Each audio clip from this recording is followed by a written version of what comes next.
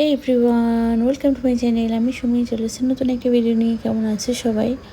আমরা কিন্তু মোটেও ভালো নেই। ঋষভের শরীরটা ভীষণ খারাপ, দুদিন ধরে খুব জ্বর।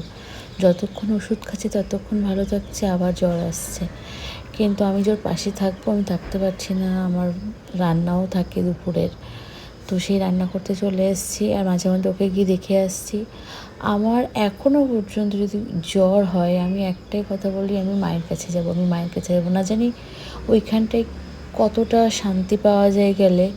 আর সেখানটায় আমি আমার ছেলেকে রেখে দিয়ে আমি রান্নাঘরে এসেছি, আমার মাথার মধ্যে ওইটাই চলছে।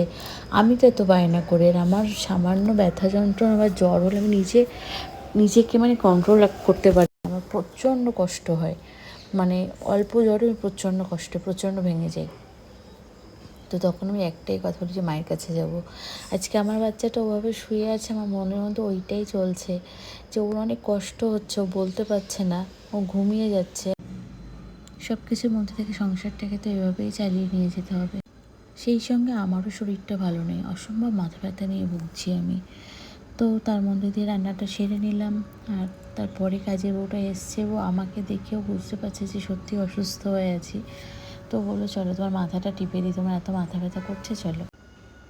ভিডিওটা ভালো লাগলে সাবস্ক্রাইব করো, সুমির সঙ্গে থেকো। Bye bye.